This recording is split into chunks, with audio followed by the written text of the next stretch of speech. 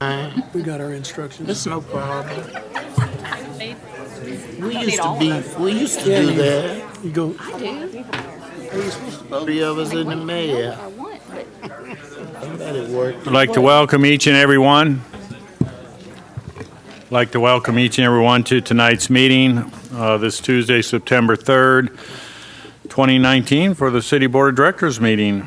And we'll start off with an invocation by Alan Bates, led by Director Holliday with the Pledge of Allegiance. Please rise.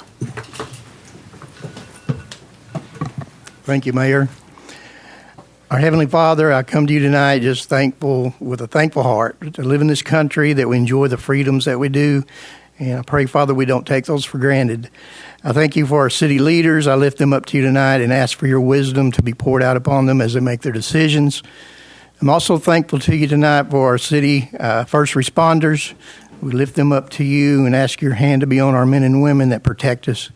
It's in these things I ask in Jesus' name. Amen. Amen. Please join me in the pledge. I pledge Allegiance to the flag of the United States of America and to the republic for which it stands, one nation, under God, indivisible, with liberty and justice for all.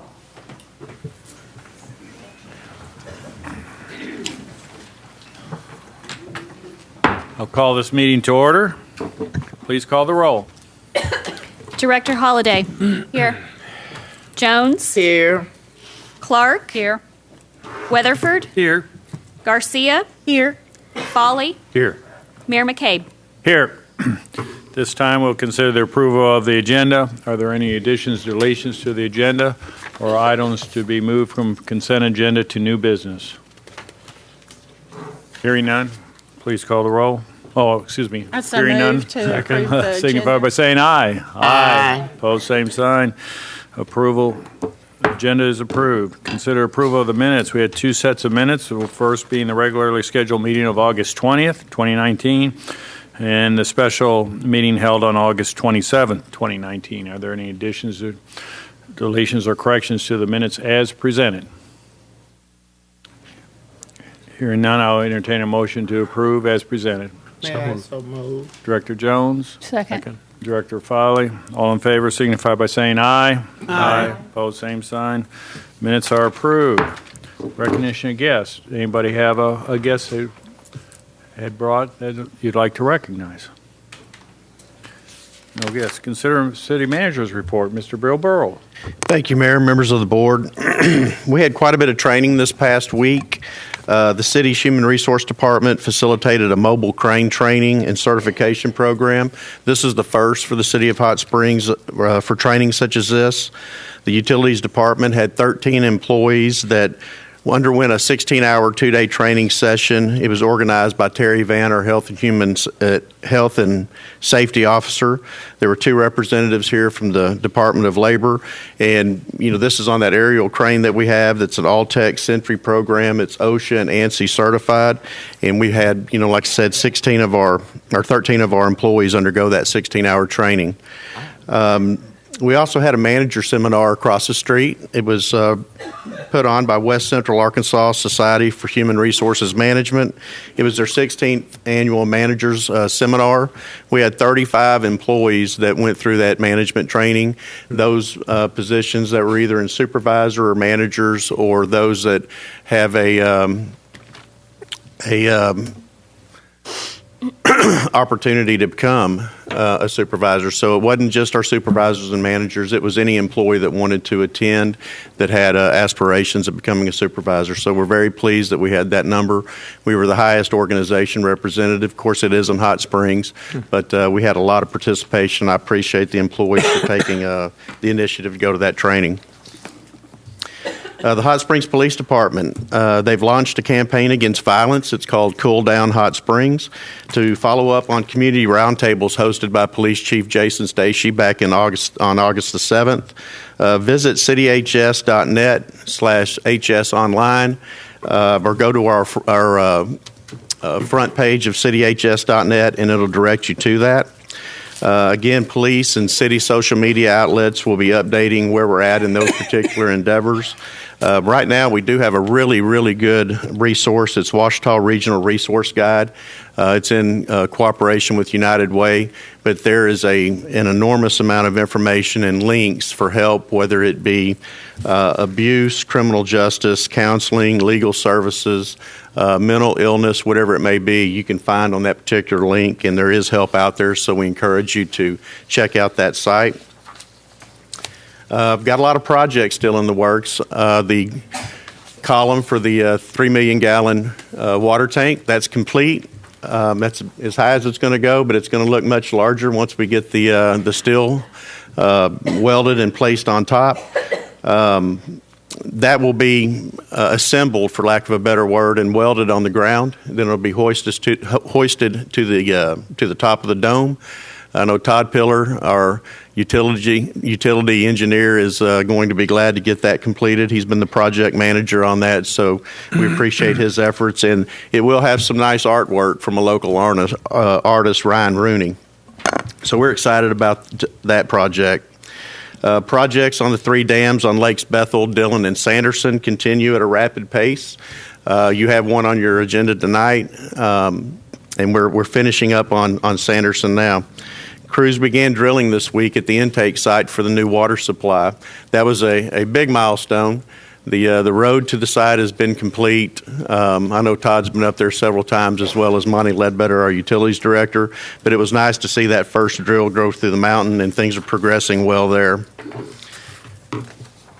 And finally, I want to report to the board, this is something that I know the board members have expressed interest and wanted to see happen for quite some time over the past 2 or 3 years, but the employee survey to get the vital input from our employees will take place in September. We're proud of that. The more responses we receive, the more we can learn and how to improve. The goal of this survey is to celebrate our successes and evaluate our weaknesses and overall become a better employer for all of the employees that we have. So we're hoping that we have a really good participation. We have 615 employees that will be taking the survey, and we're looking forward to those results. So the Society for Human Resource Management will be the administrator of the survey. The city will receive a data report of the answers to those. We won't have any there won't be any watermarks or anything that would identify any employee, so it will be a totally anonymous survey. But we're excited about that, and I'm very interested to see what the results are. So we're going to start that September 12th. It'll run through the 26th, and shortly after we should be getting some data back. So, Mayor, that concludes my report. Very good. Thank you. A lot going on. At this time, we'll hear any announcements of upcoming events from city directors. Any upcoming events? Director Garcia. Thank you, Mayor. The 30th Annual Garland County Prayer Breakfast is scheduled for October 1st at 6:20 a.m. in Horner Hall at the Hot Springs Convention Center. Jim Maxim, a successful Philadelphia businessman and founder and president of Maxim Automotive and Maxim Track Technologies, is the keynote speaker. You can contact Gary Welch at 501-624-5788 for ticket information or sponsorship information. That's October 1st. And the committee has reserved seats for all elected officials that will want to come. Very good. Any other announcements? Director Holliday. I mentioned this last time, but I want to make sure everybody knows about it. On September 26th, the Civitans are hosting the Barn Bash 2, which supports the Park Avenue Community Association in the purchase of ADA accessible playground equipment for David F. Watkins Park.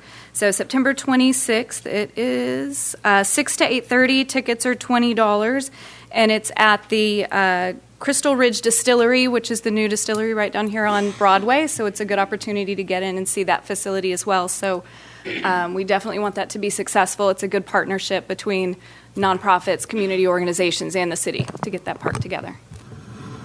Thank you. Anyone else? Okay, at this time, we'll consider approval of the consent agenda. The consent agenda consists of those items that are fairly routine in nature and do not merit discussion. So I'll entertain a motion to approve the consent agenda as presented. So move. Second. Director Weatherford, Director Garcia, all in favor, signify by saying aye. Aye. Opposed, same sign. Consent agenda is approved.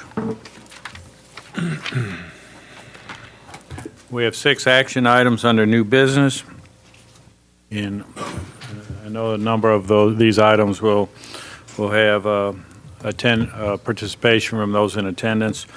Just be mindful that as you approach the podium, we'd like to have your name and address, and please recognize that we'll have a 3-minute time clock. It'll be visible on the screen to aid you in trying to, keep your comments concise and be mindful of your time. So at this time, we'll consider ordinance 01933 and ask city attorney to read by title.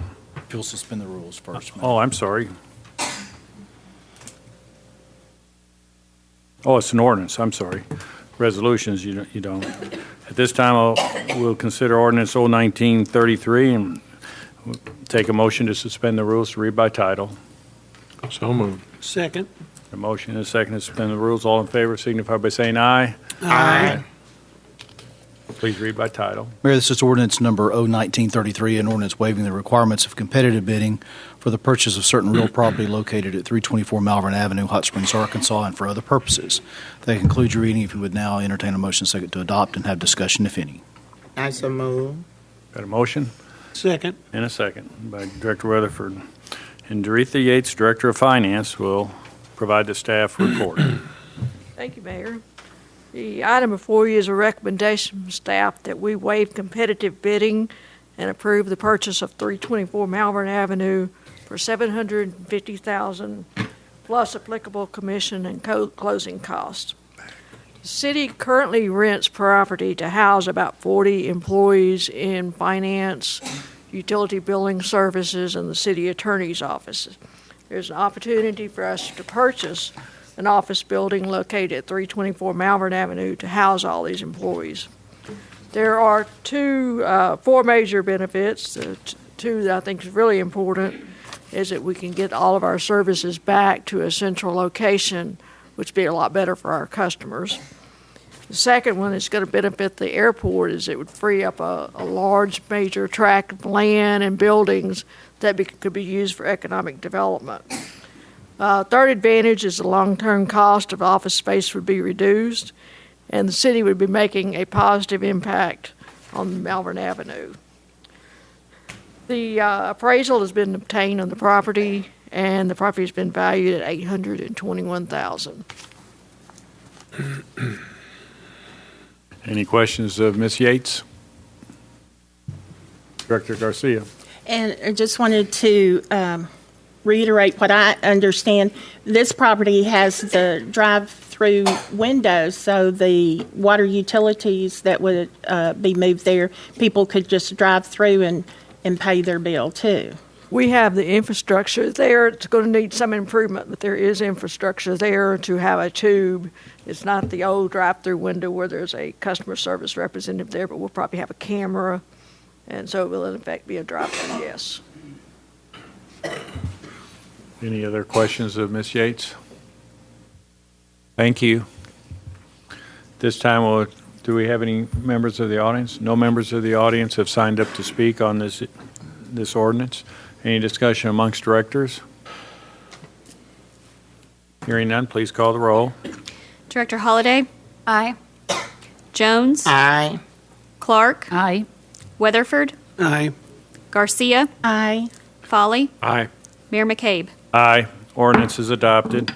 This time we'll consider ordinance 01934 and would entertain a motion to suspend the rules to read by title only. So moved. Director Second. Clark, Director Jones, please read by title. If you'd call the roll on that motion. Oh, I'm sorry. We're all in favor. Voice vote. Please call the roll. Jones?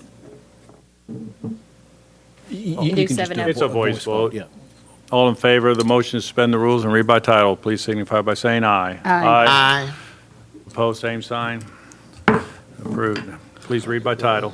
Ordinance 01934, an ordinance authorizing an agreement with U.S. Bank N.A. to provide short-term financing under Amendment 78 to the Arkansas Constitution for the purchase and improvement of certain real property located at 324 Malvern Avenue, Hot Springs, Arkansas, declaring an emergency and for other purposes. That concludes your reading, Mayor. If you would, now entertain a motion second to adopt, and we'll have discussion. Motion to adopt. So moved. Director Second. Jones. Seconded by, Director Weatherford. And Ms. Yates, Director of Finance, will provide the staff overview. Thank you. Obviously, we're all excited over this. Yes. This is a companion item to the item that was just presented, and this is to provide the financing for the purchase of the building. Earlier this year, we went out and got bids for what we call our normal Amendment 78 loans for capital financing, and received several bids on that, and U.S. Bank was the bid that the lowest responsive bidder on this. When we learned that we needed to purchase this building, as I mentioned earlier, the cost of the building is $750,000. We know there's going to be some improvements that need to be made. So we asked if U.S. Bank would come back and give us the same financing scenario that they gave us on the first loan and do the second loan for us, which they agreed to do. So this is for a loan for $1 million. That's the cost of the building plus our improvements that we need to make. It is a 5-year loan under the state's Amendment 78 guidelines. It will pay principal interest monthly, and the actual interest rate on this is 1.89. And this was the 5-year Treasury note at the time that we did the letter of intent, plus 32 basis points. Any questions of Ms. Yates? Thank you. I understand we had no member of the audience sign up to speak on this issue. Any discussion amongst directors? Hearing none, please call the roll. Jones. Aye. Clark. Aye. Weatherford. Aye. Garcia. Aye. Folly. Aye. Holiday. Aye. Mayor McCabe. Aye. Ordinance is adopted. Mayor, there's an emergency clause associated with this ordinance. It's found in Section 7, which I'll read in its entirety. Section 7, Emergency Clause, Board of Directors hereby determines that the instigation and completion of the projects here and above set forth are essential for the public health, safety, and welfare of the citizens of the city must be financed as quickly as possible. An emergency is therefore declared to exist, and this ordinance shall be in full force and effect from and after the date of its execution. That concludes your reading. If you would, entertain a motion second to adopt the emergency clause. Motion to adopt the emergency clause. So moved. Director Second. Weatherford. Second. Director Clark. Please call the roll. Clark. Aye. Weatherford. Aye. Garcia. Aye. Folly. Aye. Holiday. Aye. Jones. Aye. Mayor McCabe. Aye. Emergency clause is adopted. This time we'll consider ordinance 01935. I'll entertain a motion to suspend the rules and read by title only. So moved. Director Garcia, Second. Director Holliday. All in favor of suspending the rules, read by title only, signify by saying aye. Aye. Opposed, same sign. Denny McFate, Public Look- Works. Let me read the title for you, Mayor. Ordinance 01935, an ordinance waiving the requirements of competitive bidding for the purchase of real property located along Valley Street, parcel ID 50179, located in the northeast corner of the southwest section of Section 4, Township 3 South, Range 19 West, and for other purposes. That concludes your reading. If you would, now entertain a motion second to adopt and have discussion if any. Motion to adopt. So moved. Director Second. Weatherford, seconded by Director Foley. And Denny McFate, Director of Public Works, will provide a staff report. Thank you, Mayor, members of the board. Mr. Donnie Cobb, the owner of parcel ID 50179, which is approximately 1.18 acres, located on Valley Street and adjacent to the Hot Springs Creek, has agreed to sell certain real property to the city of Hot Springs. Arkansas Code 1458-303 and the City of Hot Springs Ordinance Number 5387 provide that the city may, by ordinance, waive competitive bidding on exceptional situations where such procedures is deemed not to be feasible or practicable. The community benefits of the purchase of this particular piece of property are as follows. One, the entire property lies within a special flood hazard area. The purchase of these properties would mitigate any future development. The city receives points for mitigation of flood-prone areas through its participation in the National Flood Insurance Program, and also contributes to our maintaining the Class 8 insurance rating of the NFIP. Second, it contributes to protecting vital natural assets that contribute to the city's environmental as well as economic health, as referenced in the city's Green Infrastructure Plan's goals. And thirdly, it contributes to providing a protective green corridor within the city for wildlife to flourish from downtown area down to Lake Hamilton. And last, provide protective stormwater interception and water quality of millions of gallons of water yearly by preserving buffer zones within the city watershed along Hot Springs Creek. Water quality is a key component of a healthy city. Staff has obtained a property appraisal for this parcel and believes that the purchase price for this particular piece of property is fair and reasonable. An offer and acceptance has been signed by the city manager and the property owner, Mr. Cobbs, agreeing in the amount of a $60,000 purchase price. Further, by approval of this ordinance, the board authorized the city manager to complete any and all documents relative to the closing of the sale of this property. Any questions? Any questions of Mr. McFate? Denny, just for the board and the public's benefit, I know that you covered this at the agenda meeting last week, but this is just for parcel 50179 and not the entire blue area? Correct. It's all the parcel that's currently under chain link fence Right. right now where the metal collection facility is at. It does not include the little brick office building on the corner of East Maurice and Valley. So 50182 is not part of this Correct. purchase? Thank you for that clarification. Any questions of Mr. McFate? Thank you. Any member of the audience sign up to speak? No, sir. No? Discussion amongst directors? Please call the roll. Weatherford. Aye. Garcia. Aye. Folly. Aye. Holiday. Aye. Jones. Aye. Clark. Aye. Mayor McCabe. Aye. Ordinance is adopted. Now we'll consider ordinance 01936. I'll entertain a motion to read by title. So moved. Second. Karen or Carol? Seconded by Ms. Jones. Thank you. All in favor of the motion to read by title only signify by saying aye. Aye. Opposed, same sign. City Attorney, please read by title. Ordinance 01936, an ordinance adopting public health and property regulations, amending Exhibit A of Ordinance 6069 as it pertains to cut vegetation height, and for other purposes. That concludes your reading, Mayor. If you would, entertain a motion second to adopt. Motion to adopt. So moved. Second. Director Jones, seconded by Director Clark.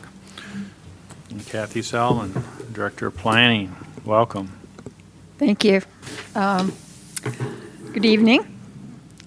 This is an item that the Board of Directors established as a goal to review Hot Springs Code, Section Title 17, at their winter 2019 retreat, and we have done so. As a reminder, the purpose of the code, Title 17, includes ensuring consistent community standards are applied to all properties in the city. No change to the regulations' applicability is proposed. No fee changes are proposed, but the ordinance does propose modifying the maximum allowed height of weeds and grass to from the existing 6-inch standard to 10 inches. The code, when it's talking about weeds and grass, applies to everything other than trees and shrubs. It does not include cultivated flowers and gardens. Good. So this, the recommendation is for approval of the ordinance. I'd be happy to answer any questions. Any questions of Ms. Selman?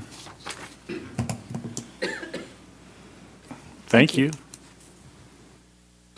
We have a number of individuals who have asked to speak for their 3 minutes on both for and against, and we'll begin on the for side. And when I call you your name, please come to the podium, restate your name and your address, and if you live in the city, what district you live in. Roxy Rose. Roxy.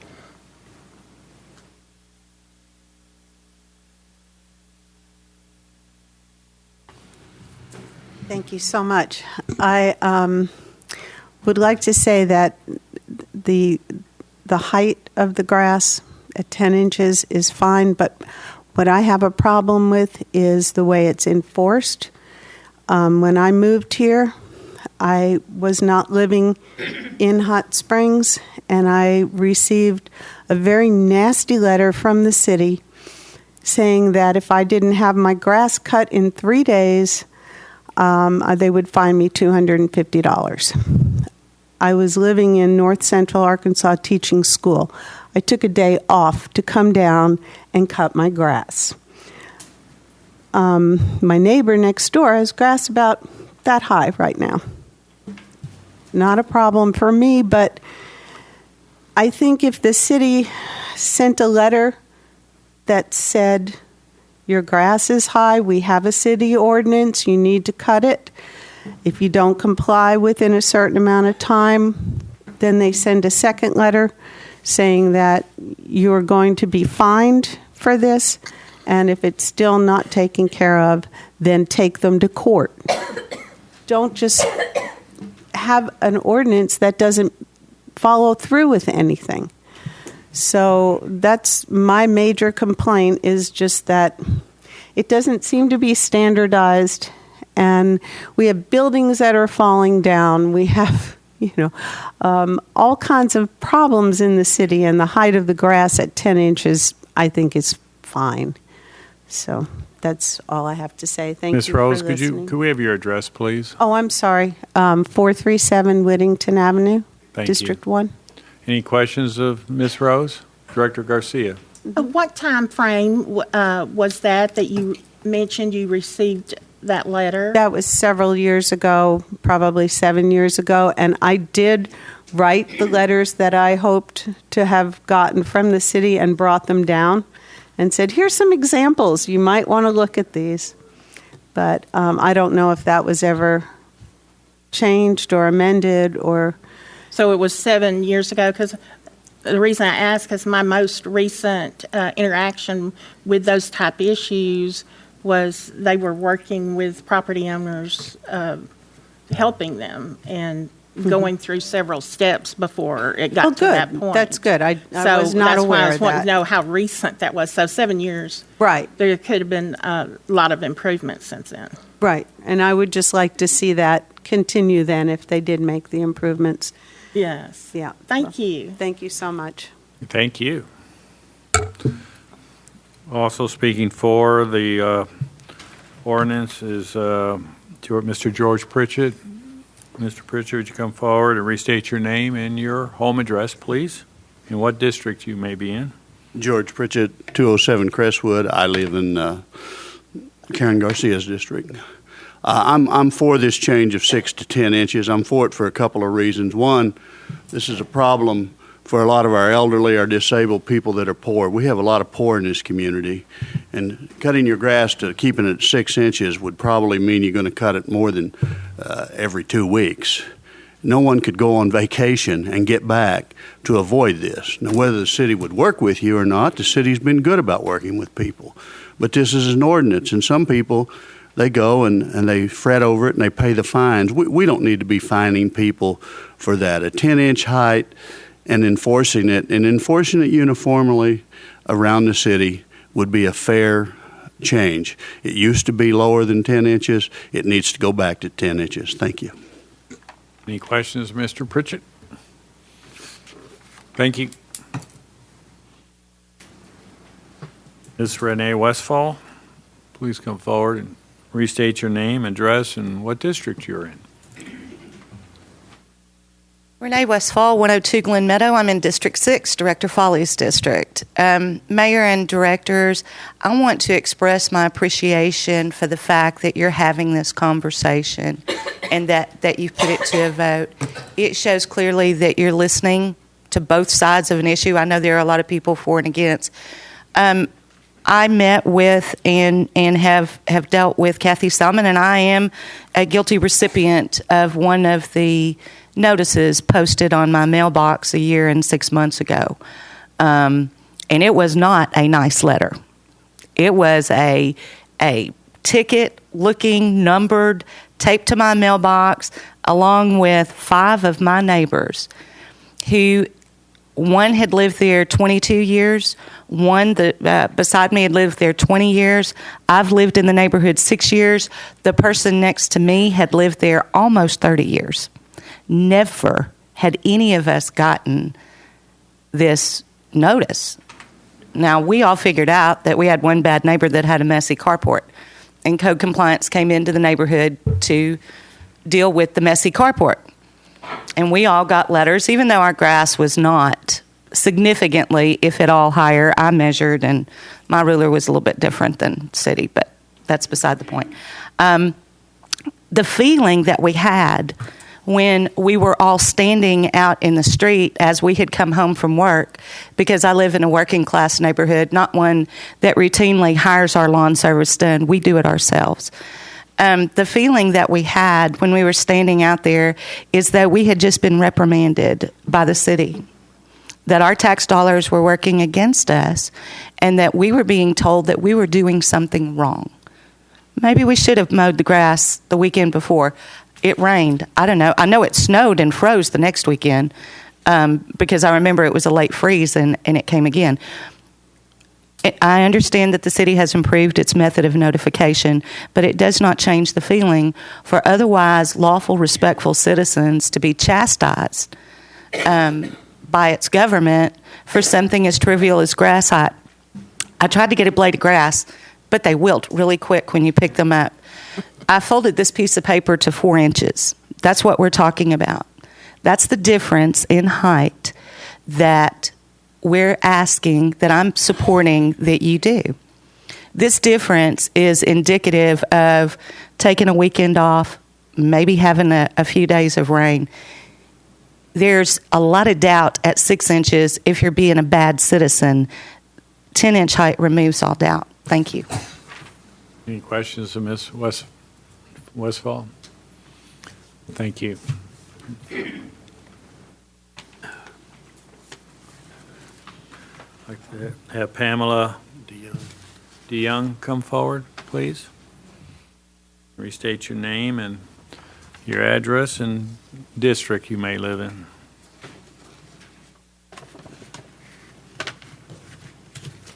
My name is Pamela DeYoung. I live at 244 Lake Hamilton Drive, and I'm in Karen Garcia's district. I am for this longer grass because at this time I have cellulitis. That's what this is for. It is a disease of the skin, an infection of the skin, and normally I mow my own lawn. All my neighbors know that I keep a short mowed lawn, well-kept lawn. But my neighbor decided to call the planning inspector. And about my grass being too long, he came and visited me. And he understands that I can't do it. Right now I'm on disability. I can't hire anybody to do it, so... but he's very understanding about that. I mean, my grass is maybe knee-high right now. So, but anyway, I'm for y'all going up with the inches for longer grass. That's all. Any questions of Ms. DeYoung? Thank you. All right. Y'all have a great day. That completes those who have signed up for the ordinance. Now for those who are against the ordinance as proposed, we'll start with Mr. Cavada Johnson. Miss Cavada Johnson. Pardon? Levada. Oh, I'm sorry. I couldn't read that. Levada, please. Thank you. Laveda Johnson, 100 Dry Vista Circle, District 5.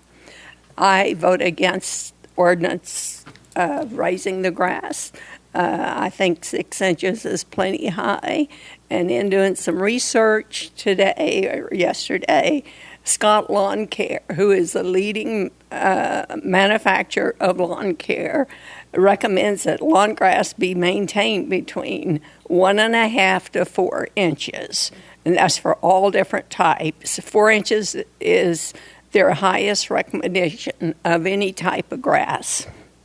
And also, in researching this, the highest lawnmower adjustment that I could find was 5 inches. So that makes it impossible for maintaining grass higher than this. So I vote that we keep it at 6 inches. Very good. Any questions of Ms. Johnson?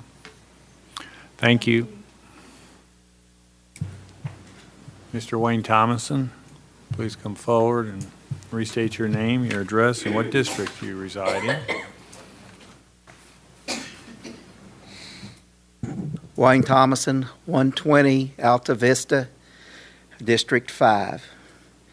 I like to see the grass stay at 6 inches. I like to see it neat and clean. I mow my grass every week. Most of my neighbors mow their grass every week. While we're talking about grass, these commercial cutters, they're cutting Central Avenue. I think there's an ordinance not to blow grass clippings out into the street. I see it every day. I would like to see something done about that while we're talking about grass. I don't know if the commercial cutters do not know they're not supposed to blow it out into the road. There needs to be some way of notifying anybody that's a commercial cutter that don't blow your clippings in the street. Thank you. Thank you. Any questions of Mr. Thomason? Thank you. Next, we call forward Ann Debish Minor. Please come forward and restate your name, address, and district, please. Ann Debish Minor, 601 Ridgeview, District 6, I think. I live in Pine Vista Estates. If you know, Pine Vista Estates was created for the executives of Reynolds Aluminum. I oppose this because your regular lawnmower cannot cut 6 inches or more. Here's the difference you're talking. This is 6 inches, this is 10 inches. Look at this. You're talking 3/4 of the way up your leg. Critters such as rabbits, rats, mice, bugs, and snakes like long grass to hide and multiply. How many sitting in this audience have run over a rabbit's nest, had rats and mice run, or cut a snake in half? Once compliance does get a complaint regarding a property, it usually isn't taken care of right away. So we're looking at grass could be higher than 10 inches when it is actually taken care of. The allowance of this additional 4 inches is going to make a lot of properties look overrun and unkempt. And since this town is expanding, and we're going to be like a little Las Vegas, and we want the visitors to come and possibly buy homes here, let's make it as nice looking as possible. This won't make it as nice looking as possible. Thank you. Thank you. Any questions? Thank you. I'd like to call forward Virginia Staton, or is it Stator?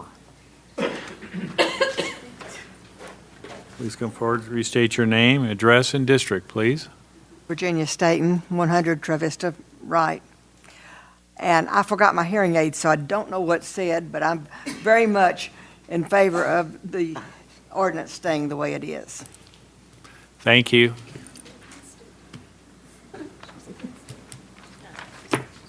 Next will be Mayumi Staton.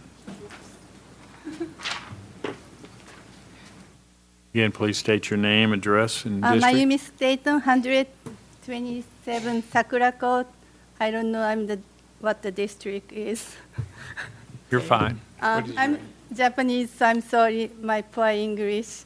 I mow the yard by myself, and my husband is out of the country half of a year, so I do most of the time. And I think that the 6 inches is pretty high and 10 inch is so high. And my lawnmower doesn't cut the 4 inch. I think my highest is like 3 inches. But I hear that other people that agree with the 10 inches, like about the data received from the city. That's, I think, sad, you know. I think the city that not sent a letter like that first. I think the sent a notice first. My husband used to be the Navy. I lived the Navy housing. They are very strict for the yard. Maybe like 3 inches high. So I got the notice one time. So I think the second notice, my husband get the call from a captain. So I think they should, city should send the notice first, like 1 week or 2 weeks, like they have do something about it. They sent the notice that the fine was something the first. That's what I thought. Thank you. Thank you. Any questions? Thank you. Sandy Miller, please. Sandy. Please come forward, restate your name, address, and district. My name is Sandy Miller, and I live at 305 Lakeside Drive Road. Excuse me. And I don't know my district. I guess we haven't lived there long enough to really know what it is. But anyway, it's on Lakeside Road. I'm a little bit against raising the length of the grass to 10 inches, simply because I think it breeds mosquitoes and all kinds of unwanted things in the grass, and the children, or some of the children, and we don't have any, but some of them are out there to play in the grass and that, and I don't think it's necessary for it to be 10 inches. We're elderly, and my husband has a kidney transplant, and up to this point, we've mowed the grass ourselves, but now we have to pay to have it done just to keep it, where it should be. But I do have a question about it. Is that vegetation pertain to just the front of the house, or is it the whole property? The lawn. Just the lawn in front? Front and rear lawn. Oh, okay. Because we had a problem with our neighbors having weeds probably taller than I am in the yard, and I complained to the city. And they did come out and take care of that problem, which I really appreciated them doing that. But other than that, I think that the 10 inches is kind of high for that. So, thank you. Thank you. Thank you. Miss Anna Rogers, please come forward, restate your name, address, and district. Hi, Anna Rogers, 407 Bauer. I also own a home at 153 Ravine. And I am kind of on the fence about this one. I understand that I agree with the position of being against raising the height for many reasons, including the progression of the quality of our neighborhood, including increasing the quality of our neighborhood to continue to grow in cleanliness and appearance. This is going to be a must because the current code is not enforced evenly across the board everywhere anyway. So if we relax it even more, I think it's going to be even harder to stay on top of the code enforcement because there's going to be more time in between for the grass to grow. Also, the flea and tick prevention, I think, is a really big issue. I came down with Lyme disease this year from a tick bite, and we work actively to keep ticks and fleas off our property. We have 5 children, and the properties around our home don't keep their grass down, so we're constantly fighting their infestations coming into our yard. So it's a real problem. I think it's more of a health issue than anything, in my opinion. And then I'm on the fence about it because I understand there are a lot of people in the neighborhood that have a really hard time keeping their grass cut. I have a small group of children in the neighborhood that we actually try to help some of the elderly and less fortunate keep their grass and their yards clean and their grass cut. But there's never enough people to do that. There's too many people in need. So my proposal, a suggestion, I should say, is that we come up with a plan or some type of idea of maybe some type of aid or help. And it may not even need to be city related, but maybe just an encouragement to all of you as well as us to be keeping our ears and eyes open for ideas for how to fix the problem for those that have a hard time doing this. My husband has cut our neighbor's yard many times because they can't afford a lawnmower, right? It's a big issue. It's a real problem. And that's why I don't know what the answer is to that. That's a solution that I would hope to find an answer to soon. Very good. Any questions of Ms. Rogers? Thank you. Thank you. Now I'd like to call forward Elena Pierce.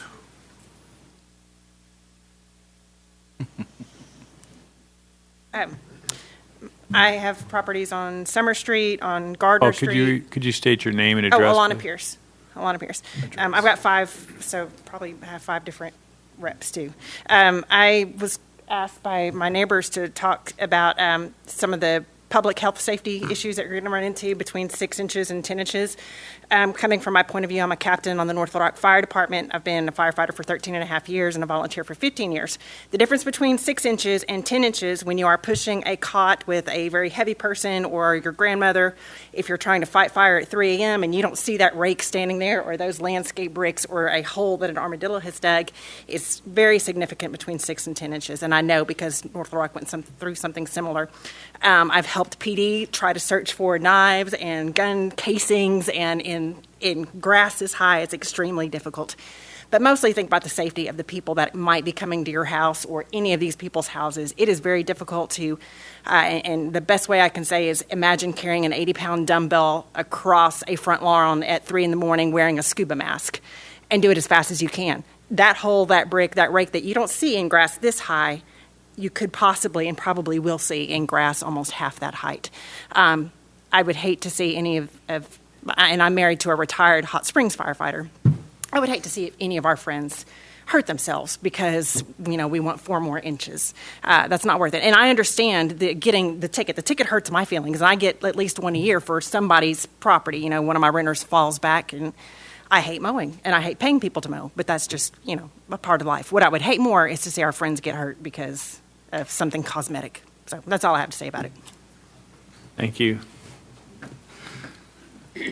Denise Little, please. Denise. Hi, I'm Denise Little, and I live at 221 11th Street, and I think I'm in District 5, and I ditto exactly what Alana said, except I'm not a firefighter. Thank you. Mark Toth, please.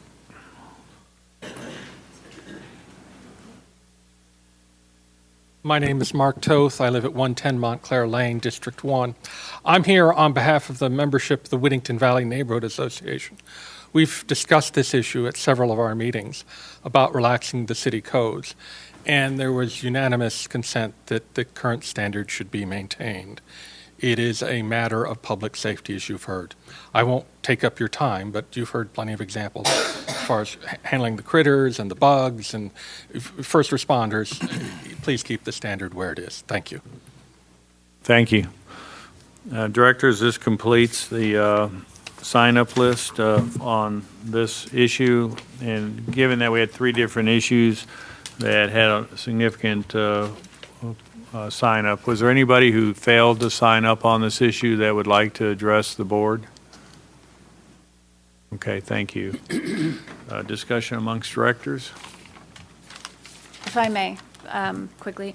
One, I personally want to thank everybody who came out, and some of you may know I did do an online survey as well and had over 80 participants for that survey. And it addressed all of the issues that we're talking about, but mostly the grass. That was the most sort of divisive issue. And, to echo a lot of the sentiment, Really, the biggest issue, I think, is coming down to people who are not able to comply as opposed to willing to comply. So it is something moving forward, I think, especially hearing what a lot of people took time out of their evenings to come and communicate, is maybe we as a city moving forward, regardless of how the vote goes, we need to look at ways that how we as a community can get everyone into compliance, how we can help people, or if there's a way to have grace periods or hardships applications or anything like that. And I know staff is much more interested in compliance as opposed to citations. So, I just kind of want to echo that and voice my appreciation for everyone taking the time to participate in this. I didn't know before now grass would be quite such a hot topic, but yeah, I appreciate it. Director Garcia? Thank you, Mayor. And this being on our agenda tonight, I have heard from a number of people this past week, and I heard from 5 different neighborhood associations or groups and a number of residents individually that represented over 760 households that were against any of these changes. The name of the ordinance is Public Health and Property. The health is the key thing, as several of the speakers brought up this evening, because the higher grass does attract rodents and snakes and other undesirables that can infest the neighbors' yards and houses and throughout the neighborhood. There is a concern of all of us, of those that are disabled, low income, or anyone struggling to be able to keep their lawns mowed. The CDBG committee recommended, and this city board approved the recommendation for a CDB grant to a local young man's organization to mow yards for the disabled and the low income. And I'm hoping that when issues arise, our inspectors or code enforcement have referrals available to give to people that need that help. And I know of civic organizations and churches that help those that need help. I've even seen Miss Virginia out here on her hands and knees at a house helping to get a house in her area into compliance. And if she can do that, then I can do that, and other people can do that to help those that are in need. We had speakers for and against. I had speakers from my district for and against. But overwhelmingly, I have heard from our residents that do not want this change. Very good. Any other comments from directors? I'd just like to thank those who came and spoke on this issue, regardless whether it was for or against, the professional manner in which you made your presentations and your adherence to the time. I know we have a couple other topics that will have equal participation, and I thank you in advance. Please call the roll. Mayor, excuse me, could I get clarification since we put everything in the positive in an ordinance? Would you explain what the votes are, Sure. please? Matters of this nature come to the board in the affirmative, and so a yes vote would be a change from 6 to 10. A no vote would keep it at 6. Thank you. Everybody understand? Thank you. Please call the roll. Director Garcia. No. Folly. No. Holliday. No. Jones. No. Clark. No. Weatherford. No. Mayor McCabe. No. Ordinance is defeated. We'll consider ordinance number 01937. And I entertain a motion to suspend the rules and read on by title only. So moved. Second. Got a motion and a second. All in favor of the motion to suspend the rules and read by title only signify by saying aye. Aye. Both same sign. Motion is approved. And Ms. Kathy Selman, Director of Planning. Ordinance 01937, an ordinance. They get up there early. I know she's intimidating. Denny did that. Ordinance 01937, an ordinance adopting public health and property regulations, amending Exhibit A to Ordinance number 6069 as it pertains to inoperable vehicle repair permits and for other purposes. That concludes your reading, Mayor. If you would now entertain a motion second to adopt and have discussion. So moved. Second. I don't even get to call for a motion where they're all over it. Trying to help. We got a motion by Watching the clock this tonight, half of the man. room and a second by this half of the room. Actually, I think it was Director Weatherford made the motion, Director Jones It's a seconded. dysfunctional family, Mayor. It's just, I'm going to have blinkers on. Harmony has better ears. She can get it anyway. Yeah. Ms. Selman, Director of Planning, welcome. Thank For you. the staff report. Good to be here. Thank you. This is a proposal, subsequent to the Board of Directors' goal to review Title 17 at their retreat this winter. This proposes a change to Title 17, which is the public health and property regulations regarding the inoperable vehicle repair permit.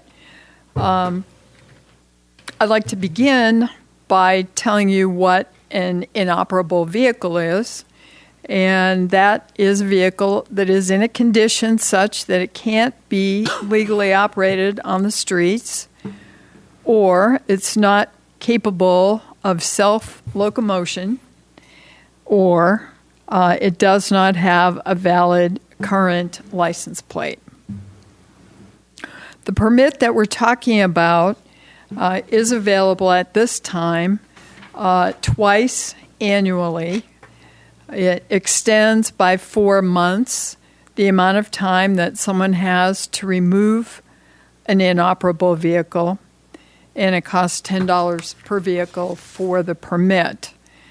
What the code says is that an inoperable vehicle in the open on private property is subject to receiving a 5-day notice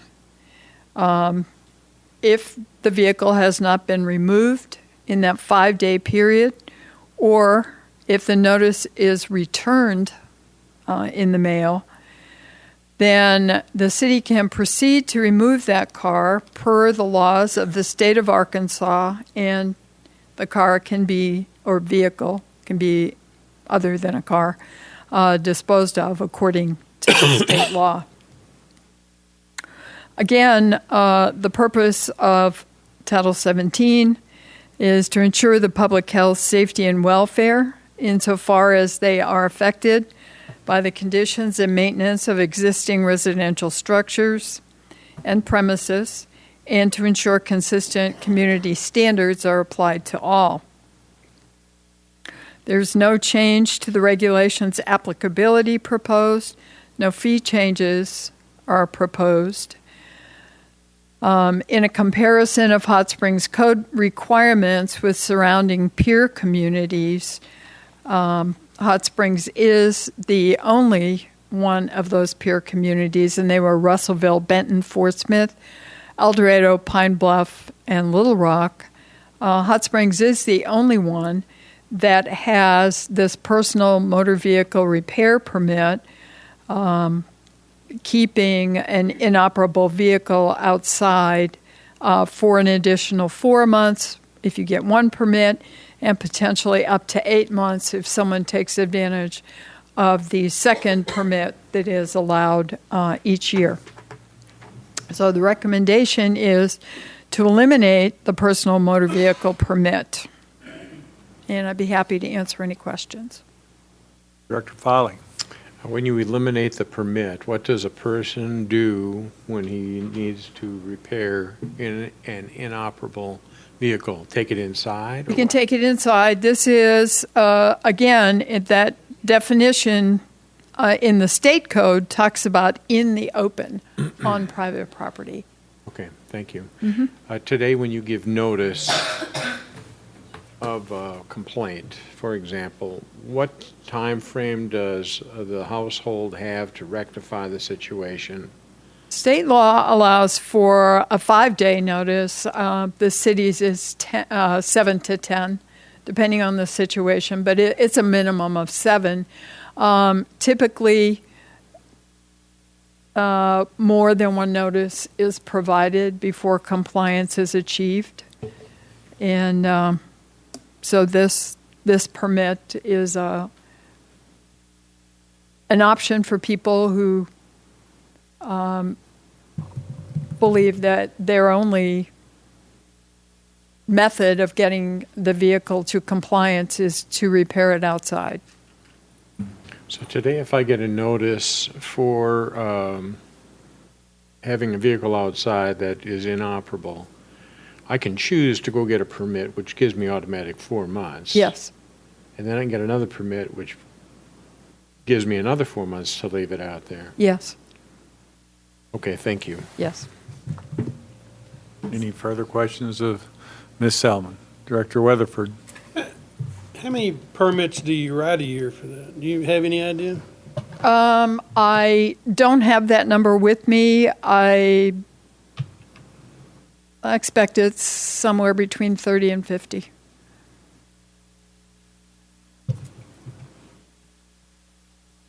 I can count that many going down Lakeshore Drive. Yeah. Yeah, most of the time that I get complaints and help them follow up, they didn't even have a permit. They were just there. Yeah. It's extremely difficult to get compliance with vehicles. Mm-hmm.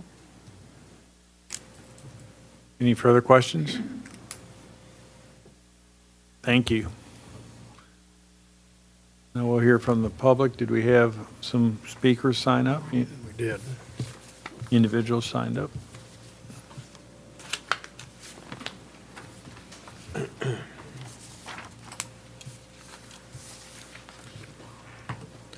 Ms. Laveda Johnson. Thank you. Yeah. I am for this ordinance. That's all I have to say. All right. Yeah. And you still reside at 100 Trivista Circle? I'm sorry, yes. Okay, I didn't think you moved in last second.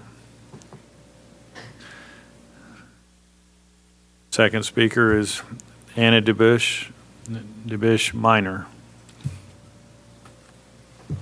Please, I know you were up here earlier, but for the record, please restate your name and address and district. Ann Debish Minor, 601 Ridge View, District 6. Continue the policy of the non-working vehicles sitting on property.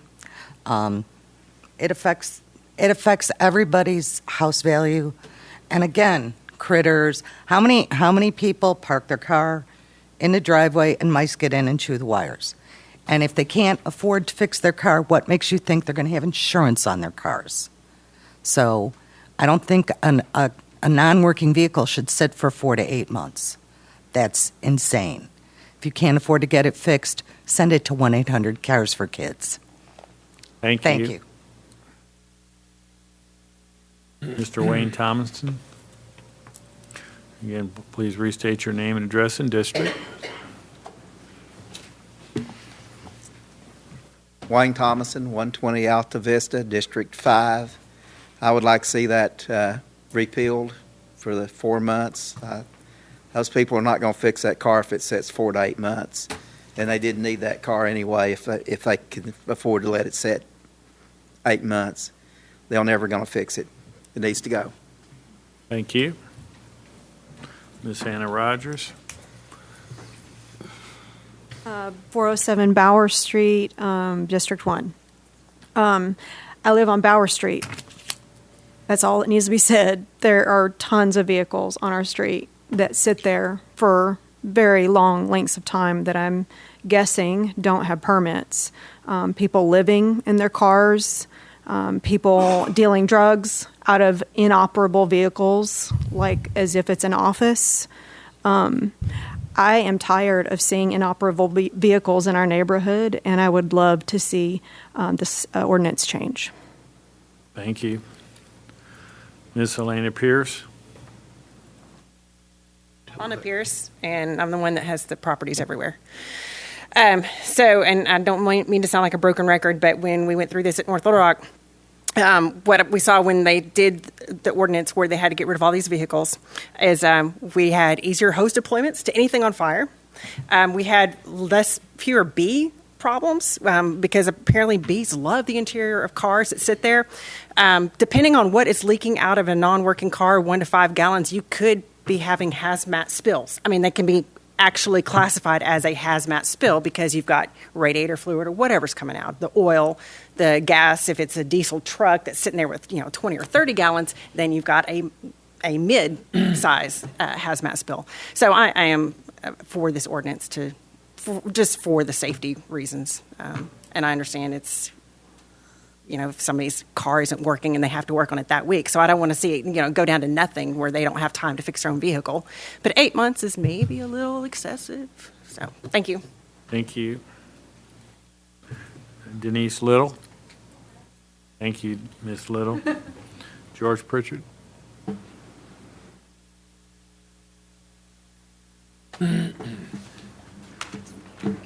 George Pritchett, 207 Crestwood, Director Garcia's district. I'm sure glad that when I was in high school that you folks weren't calling the shots. You drop a transmission, you pull a motor, you're a kid, you're putting it back together, you send the block out, you get it boiled, you bring it back, you put it back together, put the pistons in, put the crankshaft in, put it together, drop it back in your car, and it's about a 10-day process. I like the permits. I don't believe you should issue them over and over. You issue one for 4 months, they can't get it done in 4 months, that's one thing. Now, if you're talking about a car that's crashed and sitting there and no work is being done on it, but if you're talking about a perfectly serviceable car that has a nice body and it just needs some motor or transmission work, we might want to cut some of our kids in our community a slack. Instead of having them out busting cars and doing drugs, they might be putting motors together, transmissions together. They might learn something. They might develop a skill. I certainly want our community to look good, but doing this and cutting, just eliminating after 5 days a vehicle. I've ordered parts for a BMW that I owned that I couldn't get for 3 months. It sat in my yard, sat right beside my house. It was a perfectly good vehicle, but the part had to come from Germany because it was a German made. It wasn't one in the U.S. It was a gray car, if you all know what a gray car is. You can't, this is a hardship on people, and a lot of people that repair their own cars have to wait till the next payday. Those generally come every 2 weeks. 5 days to start issuing citations and fining people. I'm sure that some of you gentlemen in this room have done some of your own work over the years, and you've had a car down for more than 5 or 6 days. 4 months, excessive. I full well agree with you. You can't allow it to go on and go on.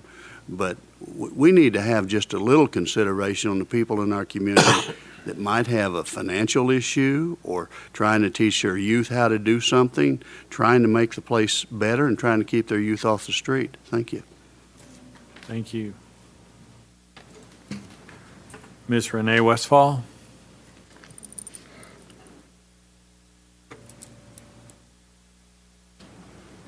Same address as before. I don't know which side I signed up, but I support the removal of this permit. I don't believe that the city should be in the permit giving business for what you do on your private property. If you have a car that you need to work on and it becomes a problem and you get called, let the city deal with it. 4 months, no, that's too long. 5 days, that's not long enough. But I do think the removal of the permit, and I want to address. I guess I'm a little bit more redneck than some of these folks that live in the city. The health hazards that are associated. Have you checked the Arkansas Game and Fish rules? Snakes are a protected species. They're not a health risk. We live in their space. Bees, we need bees to exist. Some of these, and rabbits in the yard, that's not, has anyone been attacked by a rabbit lately? Just a little common sense, and be done with the 4 months. We don't need cars on blocks, but give some consideration to more than 5 days. Thank you.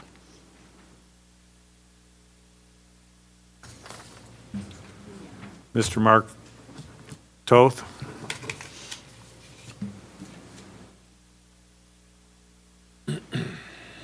Still Mark Toth. Still live in the Whittington Valley and here on behalf of the membership of the association. We favor removing the 4-month rule. I think some of these people keep focusing on that 5-day limit. Ms. Selman says it's 7 to 10. That's working days. That's 2 weeks, folks. And I heard Ms. Selman say sometimes it takes 2 or 3 contacts. They are not going out there after 5 days and towing cars. So, when people get up here and focus on the 5 days, maybe they're doing that for rhetorical effect. Again, we're in favor of removing the permits. Thank you. Thank you. This completes those members of the audience have signed up to speak on this ordinance. We had no individual sign up to speak against. Was there anybody who wanted to speak that failed to sign up on 1937? Thank you. Discussion amongst directors. Mayor. Director Garcia.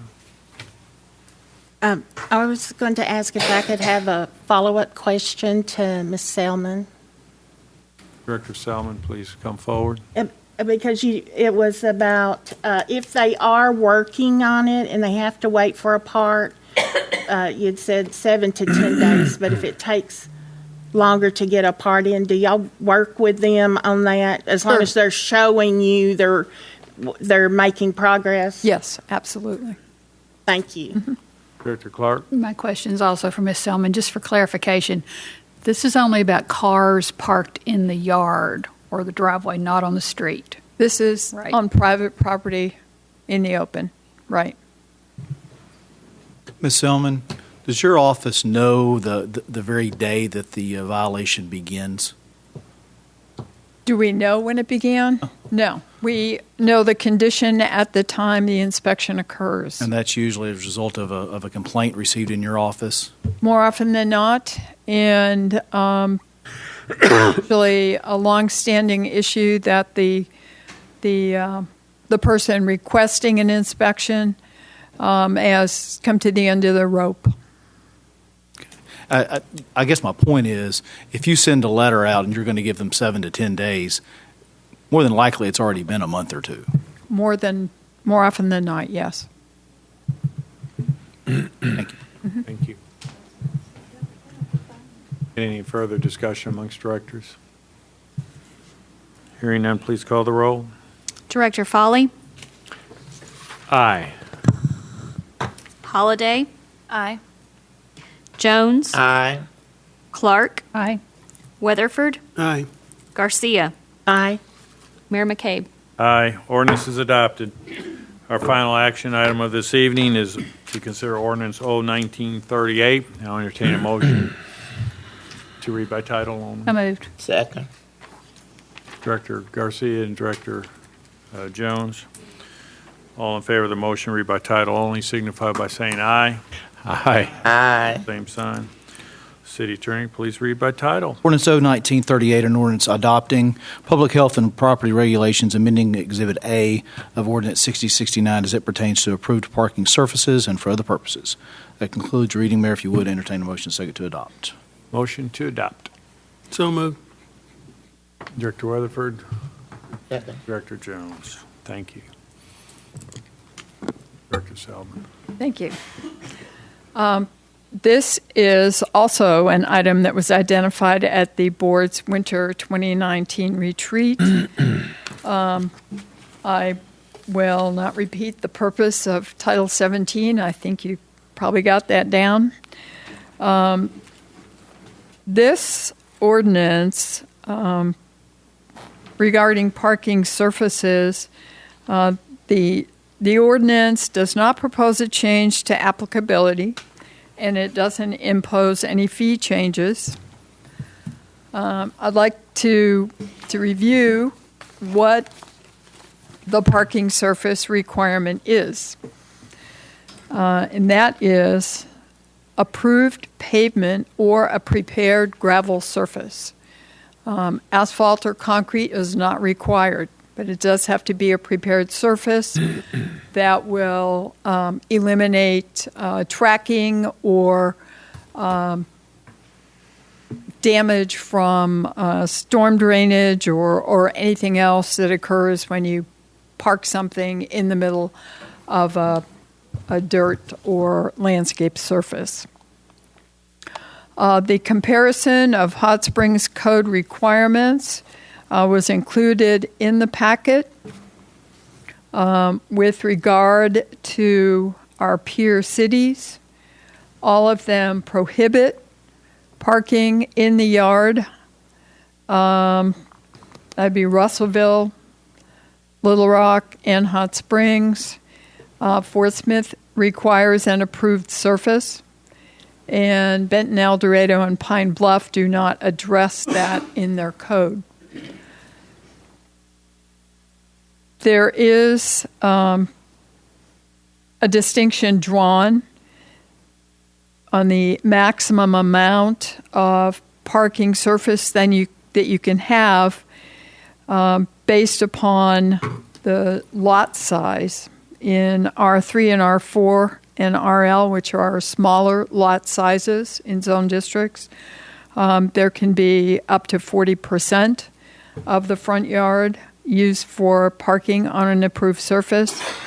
In those zone districts that have larger lot sizes, and that would be R1 and R2, the maximum is 25%. This surface requirement applies in landscaped or unpaved areas in the front or side yard when the front or side yard is adjacent to public right-of-way. So it's fairly specific as to where this does apply.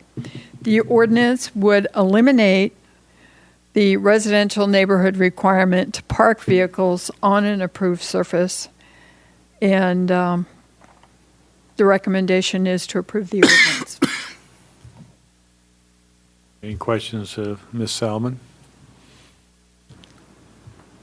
Thank you. Thank you. Again, we have a number of individuals who wish to speak on this ordinance, and we'll start with those who are on the for side. George Pritchett, please come forward.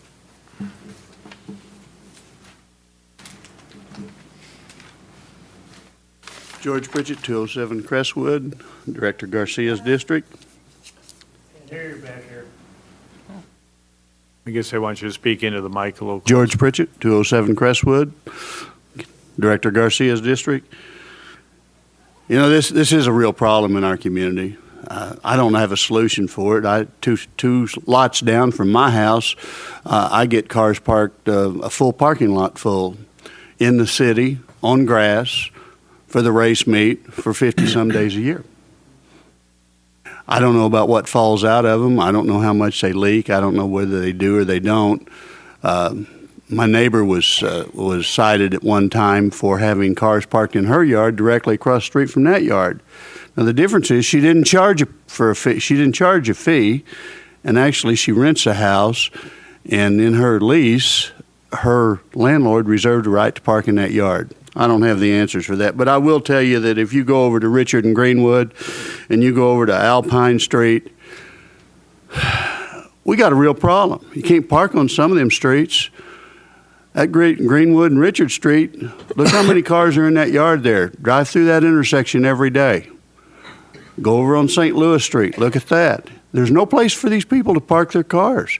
They have small lots. Most of these lots are non-conforming. Most of you people that have been around this city a long time know a majority of our lots inside an area near the racetrack and over towards Albert Pike are non-conforming lots. We probably wouldn't build on them today without a conditional use permit or a variance from the planning department. I'm not saying that we should allow everybody to park on their yard. My question is, where do we want people to park? You know, that's a big problem. Drive down Alpine Street. If you don't know where Alpine Street is, go to Capo's Tacos and turn west on there. And you drive down and look on that side of the street. You got houses that are parked totally in the yard, covers the whole front yard. It's not a surface, it's a yard. They don't have any place. You can't park it on the street. Theoretically, you can't park it in a vacant lot next to them that's two down. So I'm not sure what the solution is, but when we pass ordinances like this, we have to give people some consideration. And people that have boats or trailers or small camping trailers, putting them on the side and putting them in their backyard, I'm not sure I understand why the surface has to be significant if you're going to move them back there and leave them back there. Most people will move them out of sight. But there is also the problem, many lots in this city, and I'm not talking about the newer developments, the upscale neighborhoods. That's not what we're talking about here, that this is going to hurt people that live in those places that have a hard time. What do they do with their boat? They can't afford to go put their fishing boat in storage somewhere. They can't put their motorcycle trailer in storage somewhere. They keep their motorcycles on it a lot of times and put it in the backyard. Thank you. Thank you. Ms. Renee Westphal?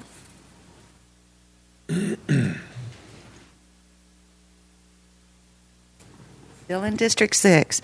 I'm going to follow along with what George said and pick up on the inconsistencies of the applications of codes. Just at this evening, we've heard how health and safety and liquids leaking from cars could be hazardous, and we need to call out a hazmat team and everything. But yet, everybody on this board knows full well that as soon as Oakland opens up in January, we are going to allow those people to park in those parking lots just like we have for 25 years. So apparently this city doesn't see a danger or a threat whenever it's between January and April. And in District 5, Director, if they're parking on grass or whatever there, it's okay. But if a resident wants to park on their grass or park their jet ski or their motorcycle or their RV, all of a sudden we now have a health issue. I think it's the inconsistencies that trouble me the most. I have a wonderful neighbor that works on old muscle cars. I have never one time called code compliance. He covers up his cars. That's what he does every weekend. I enjoy walking out and seeing him work on his cars. They're old, I don't know, Chevrolets, Chevettes, whatever. If it's okay to do this in District 5 across from the racetrack, there's no reason he shouldn't be able to park his car on the side of the house and work on it. And there's no reason I shouldn't be able to park a boat or an RV. Thank you. Thank you. We have a number of individuals have signed up to speak against this issue. We'll start with Levada Johnston. Levada Johnson, 100 Tri Vista Circle, District 5. I am against this. I recommend not allowing cars to be parked in the front yard. Not only is it unsightly, it is also a safety issue. Grass can easily catch on fire from a hot catalytic converter. We are a town that survives on tourism, and all districts benefit. We're being compared to Russellville, Benton, Fort Smith, El Dorado, Pine Bluff, and Little Rock. How many of you or your friends have gone to these areas for a vacation or long weekend? However, folks from those towns come here frequently. We're a unique town that offers visitors lots to do and see.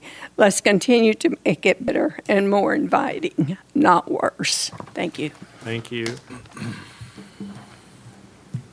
Ms. Ann Dibish Minor.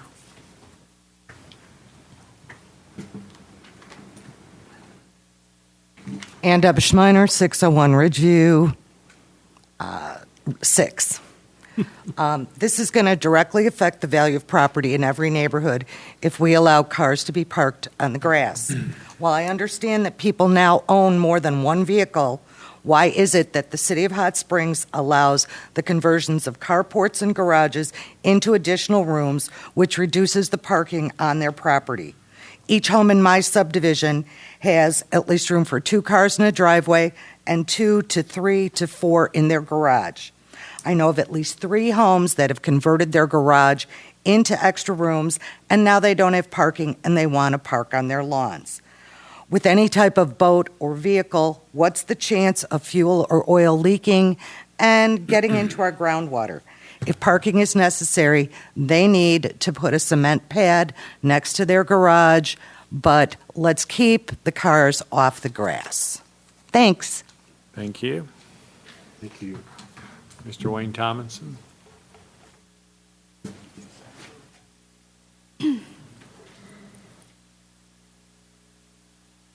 Wayne Thomason, 120 Alta Vista, District 5. I'm against parking on the grass. My wife Kelly and I are both realtors in Hot Springs. It's very unsightly to drive up in a neighborhood and you've got 5 or 6 houses with half a dozen cars sitting in the front yard. We don't need that in this town. We're a tourist destination. We see out-of-town people all the time, and they comment about how bad it looks for cars parked on the grass in the front yard, or ruts where it's an unqualified surface for them to park on, and they park on it anyway and make them a circle drive in their front yard. We don't need that. Thank you. Thank you. Ms. Virginia Staten.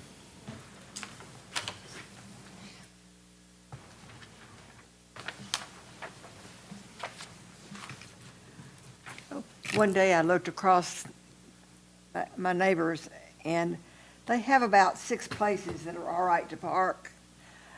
But they had 3 more, 2 of them covering the sidewalk, and 1 up the hill just sitting on the grass.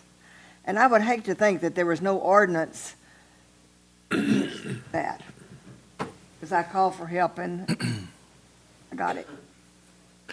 Thank you. Mayumi Staten. High five. Thank you. Hannah Rogers. Thank you.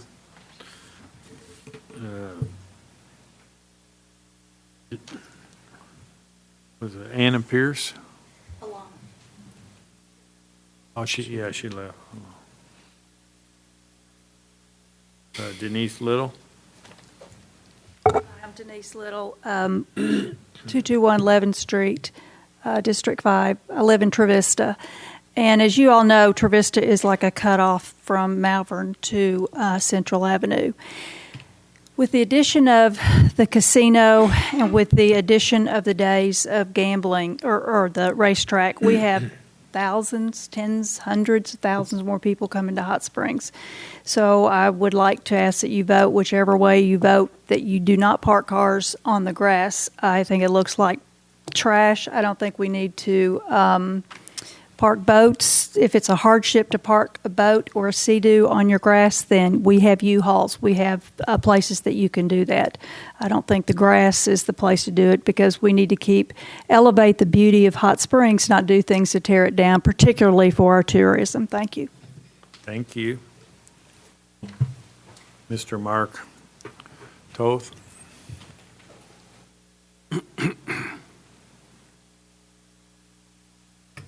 Mark Toth. Once again, I'm here on behalf of our membership.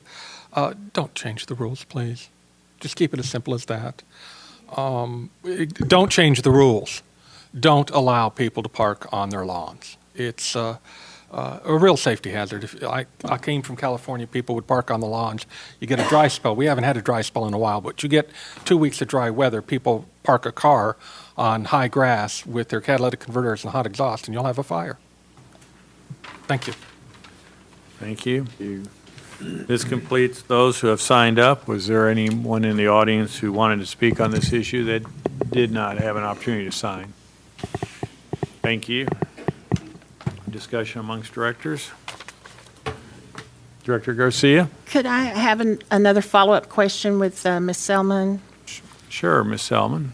Because, I was going to look it up, but didn't have opportunity.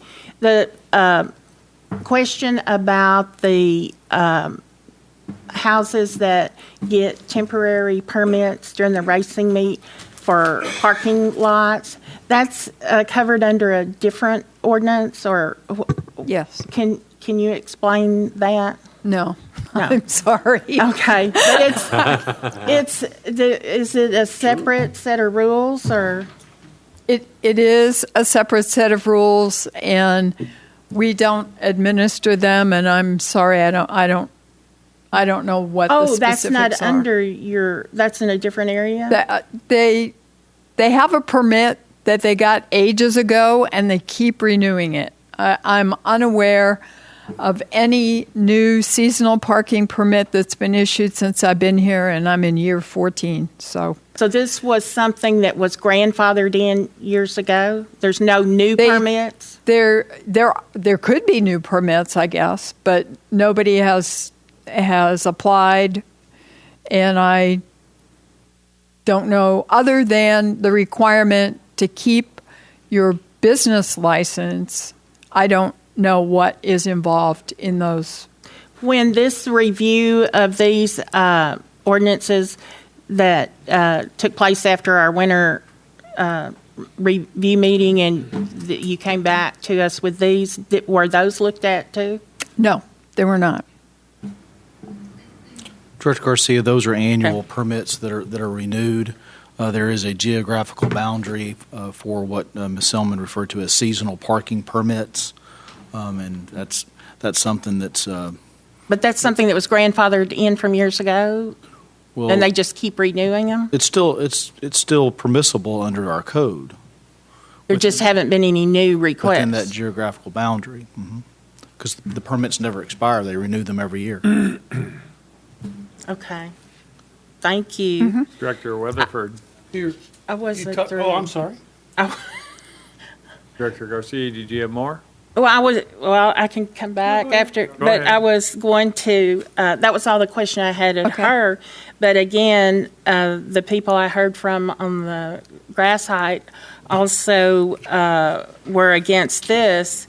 And when I looked it up, someone mentioned about how these got started and about the dry grass under a hot motor caused fires.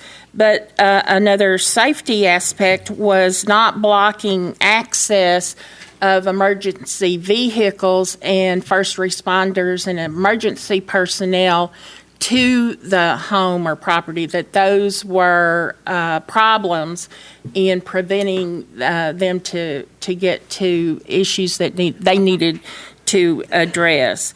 And I also heard from several realtors. There are, in my District 5, there are a number of real estate offices, and I heard from several of them, like we've heard from Mr.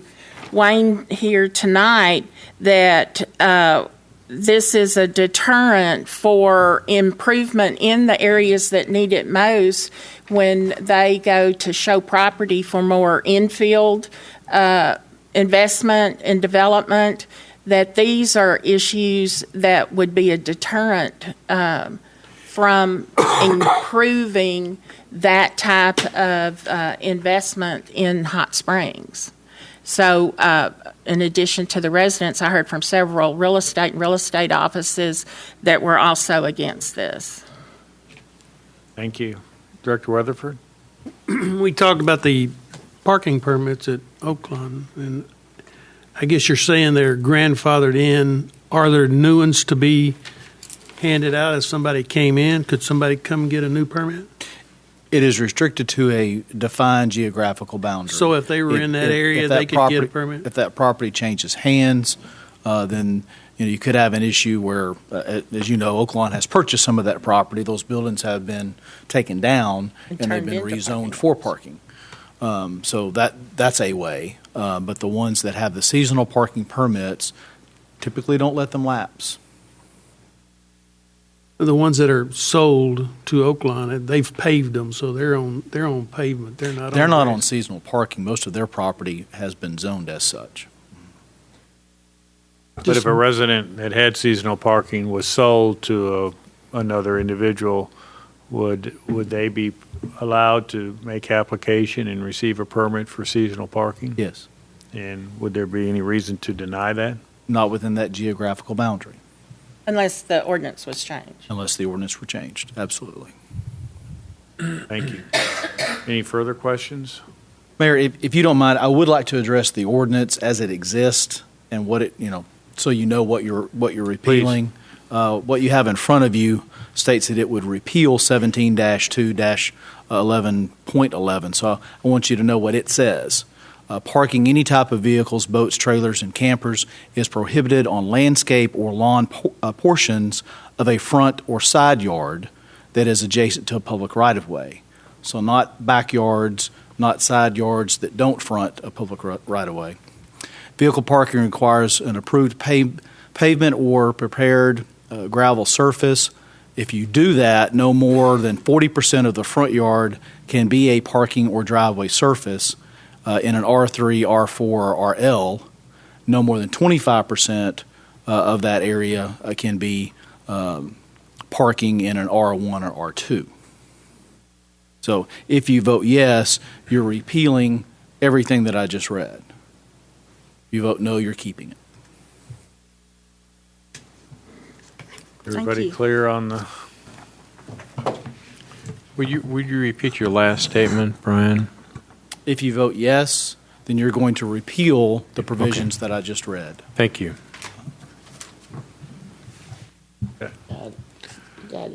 Please call the roll.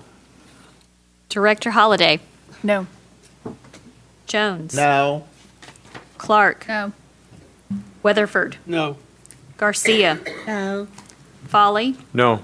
Mayor McCabe. No. Ordinance is defeated.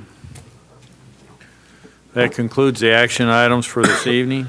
Are there any board members who have items for discussion? Mayor, the only thing I have is about the yard cutting.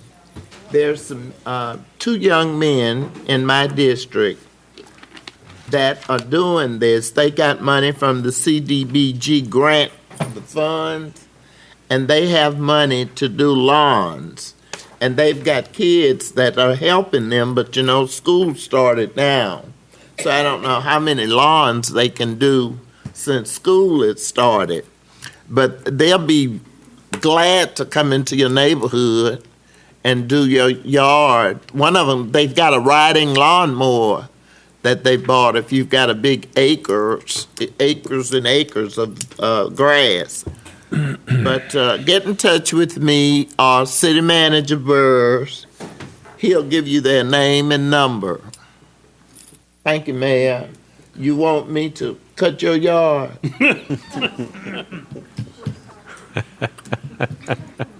Director Foley. I would like to express my appreciation to all of you in the audience. Some of you came to me early. Some of you came to me early to address this issue, and I encouraged you to meet with city staff and find resolution. And those who were doing this in particular has spent a lot of time and a lot of frustration trying to get something done. And I think Renee Westfall said it best when she said, "I'm just pleased that you're here discussing it." So for all of you who have been a participant in this, I want to thank you. Thank you. This is the way our democracy should be run. That's on right. everything. We should keep Thank a you. room full of people all the time. Any other director have an item for discussion? Even about the trees. Director Garcia. Early voting started yesterday on a current issue that we have on the ballot, and I saw Mr. Beard come in, and he's on the Election Commission, and I wondered if he could let us know the hours and locations of the early voting. If you could come to, is that okay to ask him to come there, Mayor? No. Come on forward, Mr. Beard. I asked the mayor. Yeah. As he's walking up, you ask the mayor. All right. Come forward. Early voting started today, Tuesday. The hours are from 8 to 5, and it looked good with the turnout today, but it needs to look better to be democratic.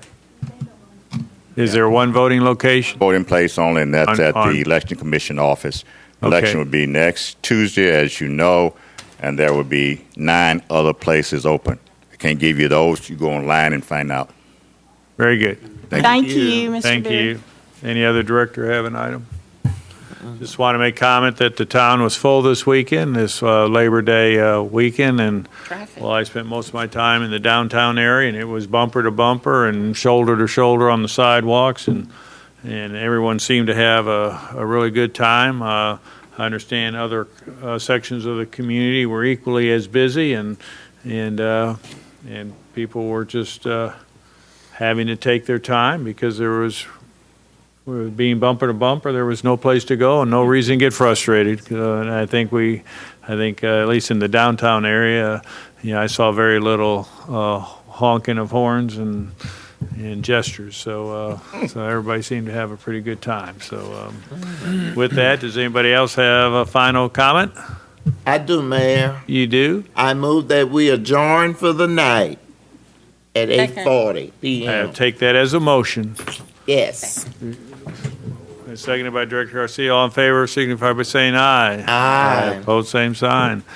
We are adjourned, and it is dark out now, so be careful on your way home. Time.